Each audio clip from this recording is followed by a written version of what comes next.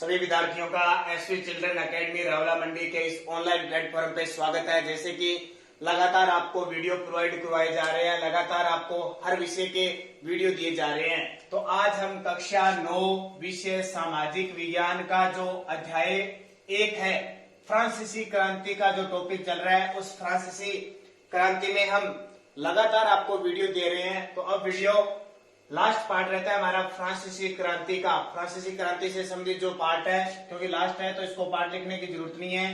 क्रांति और रोजाना की जिंदगी पर बात करेंगे, क्योंकि हमें पता है 1789 में फ्रांसीसी क्रांति शुरुआत हुई थी।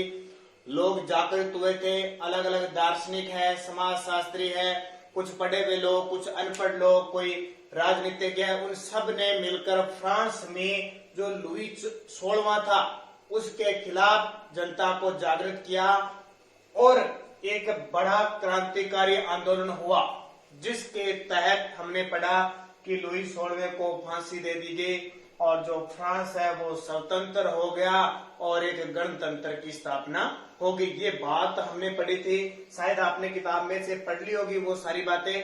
अब देखिए, क्रांति होती थी रोजाना जिंदगी, जैसे आज चल रहा है ना कोरोना। शुरुआत में देखो कोरोना है तो लोग कितने डरते थे, लॉकडाउन लगा, सब कुछ बंद हो गया। अब देखो कोरोना है ना, अब ज्यादा हो गया कोरोना, फिर भी लोग देखो कैसे घूम रहे हैं, आजाद घूम रहे हैं, मस्ती कर रहे हैं, सब कुछ कर रहे हैं ना। तो देखो वैसे ही क्रांति हो रही थी साथ में, और लोग रोजाना की जिंदगी जी रहे थे। कभी कहीं विरोध हो गया, कहीं कुछ हो गया, कहीं किसी को मार दिया, वो भी चल रहा था और लोग भी अपना जीवन यापन कर रहे थे। तो इसका टॉपिक हमारा क्या हो गया, क्रांति और रोजाना की जिंदगी। 1789 के बाद फ्रांस के पुरुषों, जो पुरुष थे, वहां की महिलाएं थी, और बच्चों के जीवन में ऐसे अनेक परिवर्तन हुए। जाहिर सी बात है, परिवर्तन तो होना ही था। क्रांतिकारी कानून बनाकर स्वतंत्रता और समानता के आदर्शों को रोजाना की जिंदगी में उतारने का प्रयास किया। जो क्रांति थी उसके बारे में कैसे लोगों को जागृत करना है, कैसे हमें घर पे रहना है, कैसे सरकार की जो वस्तुएं हैं उनका प्रयोग नहीं करना, ये रोजाना की जिंदगी में उतारने का सबने क्या प्रयास कर लिया, चाहे उसमें पुरुष हो, चाहे महिला हो, चाहे बच्चे हो। अधिकारों की घोषणा पत्र में, क्योंकि जिंदगी में हर चीजें, वस्तु की बनावट है, सब चेंज हो गया, सब कुछ।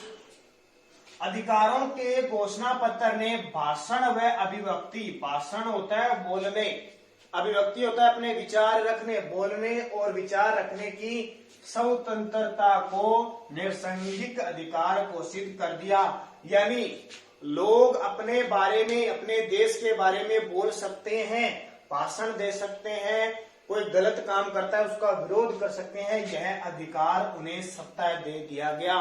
लेकिन वो सरकार के खिलाफ गलत शब्द नहीं बोल सकते, किसी कानून का विरोध नहीं कर सकते, ऐसी बातें, सिर्फ अपनी अभिव्यक्ति, अपनी बातें रखने की स्वतंत्रता फ्रांस की जनता ने दे दिया। नाटक, संगीत व उत्सवी जुलूसों में असंख्यक लोग जाने लगे। पहले क्या था, नाटकों में और कोई संगीत हुआ करता था, कोई त्योहार उत्सव बनाया जाता था, लोगों को इकट्ठा नहीं किया जाता था। कोई प्रमुख जो बड़े अमीर लोग थे, राजा के कुलीन लोग थे, उनको शामिल किया जाता था। लेकिन अब फ्रांस क्या हो गया, स्वतंत्र हो गया, आजाद हो गया, तो कोई नाटक है, कोई संगीत है, कोई उत्सवी जुलूस है, इसमें लोग बढ़ चढ़कर भाग लेने लगे, खुशियां मनाने लगे, हर प्रकार के उत्सवों में भाग लेने लगे। धीरे धीरे ये काम चलता गया, एक तानाशाही सैनिक व्यवस्था बन गई। और एक व्यक्ति आता है 1804 में, नेपोलियन बोनापार्ट ने खुद को फ्रांस का सम्राट घोषित कर दिया। इस नेपोलियन बोनापार्ट 1804 में नेपोलियन बोनापार्ट ने खुद को क्या कर दिया, फ्रांस का सम्राट घोषित कर दिया। और इसने शुरुआत, जब ये सम्राट बना तो बहुत अच्छे काम किए, इसने जनता के प्रति कल्याणकारी काम किए और जनता खुश हो गई कि अब हमारा राजा अच्छा बना है और हम अब स्वतंत्र हो गई। लेकिन धीरे धीरे इस नेपोलियन बोनापार्ट ने क्या कर दिया, तानाशाही सिस्टम अपना दिया। तानाशाही का मतलब जो इसकी मर्जी हुआ करती थी वो ही करता था। अगर इसको धन की जरूरत होती थी तो ये कर लगाता था, किसी साम्राज्य की जरूरत होती थी तो दूसरे क्षेत्र के लोगों पर अत्याचार करके वो क्षेत्र जीत लेता था। पुराने राजवंशों को हटाकर इसने क्या किया, जो अलग अलग क्षेत्रों में पुराने राजवंश थे उनको हटाकर नया साम्राज्य बना लिया अपना, और बागडोर अपने खानदान के लोगों के हाथों में दे दी। यानी साम्राज्य जो पुराने राजवंश राजा थे उनको हटा दिया और नया साम्राज्य बनाकर अपने जो लोग थे इसके उनको बागडोर दे दी। निजी संपत्ति की सुरक्षा के कानून बनाए गए। जो निजी संपत्ति रखी जाती थी उनके प्रति कानून बनाए जाते थे कि किस तरह संपत्ति रखनी है, कितनी रखनी है, किसको कितनी देनी है, राजा को कर कितनी देनी है, सारी बातें इसमें इसने नए नियम बना दिए। और दशमलव पद्धति पर आधारित नापतोल की एक समान प्रणाली चला दी। जो दशमलव प्रणाली होती है ना, जीरो, ये पॉइंट वाली पहले जीरो होती थी, तो उस पद्धति पर आधारित नई नापतोल की प्रणाली बना दी। जैसे हम कहते हैं ना 1 किलो में 1000 ग्राम है, 100 ग्राम, 500 ग्राम, ये दशमलव प्रणाली बना दी। जैसे 0.01 ग्राम बना दी। अलग अलग इसने प्रणाली वो नापतोल बना दी।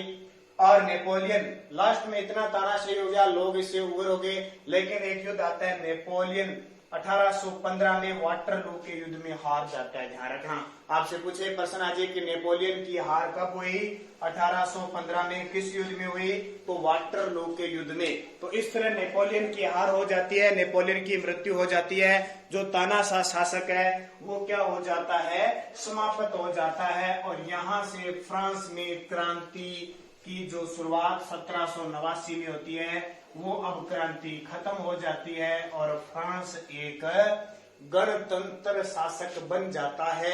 अब बात आती है कि इसमें फ्रांस में जो क्रांति हुई थी, स्वतंत्रता और जनवादी अधिकारों के विचार फ्रांसीसी क्रांति की सबसे महत्वपूर्ण विरासत है।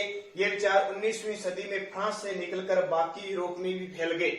इनके कारण यहाँ सामंती व्यवस्था का नाश हुआ। सामंती यानी जो राजा महाराजाओं के अंडर में काम करते थे, उनकी चलती थी ठिकानेदार, उसका नाश हुआ और औपनिवेशिक समाजों ने संप्रभु राष्ट्र राज्य की स्थापना की।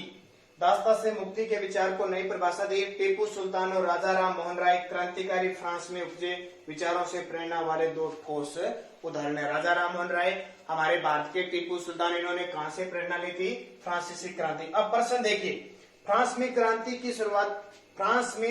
की शुरुआत किन परिस्थितियों में हुई।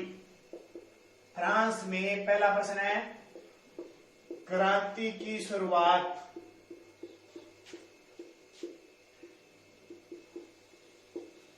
किन परिस्थितियों में हुई। ठीक है, तो 1789 में हुई। किस लोगों को क्या है कि लोगों पे अत्याचार होते थे, उनकी भूमि को हड़प लिया गया, समाचार पत्रों पर बैन लगाए, उन्हें बोलने का अधिकार था, इन सब को लेकर राजा तानाशाही हो गया था। इस कारण फ्रांस में क्रांति हुई। फ्रांसीसी समाज के किन तबकों को क्रांति का फायदा मिला। जो गरीब वर्ग के, मध्यम वर्ग के लोग हैं उनको फायदा मिला। कौन से समय सत्ता छोड़ने के लिए मजबूर हो गए, जो कुलीन वर्ग है, ऊपर वाले राजतंत्र वाले हैं। क्रांति के नतीजों से समाज के किन समूहों को निराशा हुई, तो गरीब लोगों को निराशा हुई, क्योंकि हाथ में क्रांति किसके आ गई, मध्यम वर्ग के, और वो गरीबों पर शोषण करते रहे। 19वीं और 20वीं सदी की दुनिया के लिए फ्रांसीसी क्रांति कौन सी विरासत छोड़ गई, दार्शनिक भाव की ऐसी क्रांति जिसे भारत में एक नई क्रांति हुई, यूरोप में आदर्शवादी तंत्र फैल गया। उन जनवादी अधिकारों की सूची बनाइए जो आज हमें मिले हुए और जिनका उद्गम फ्रांसीसी क्रांति से हुआ। गणतंत्र, हमारे भारत में फ्रांस से हमने गणतंत्र लिया है।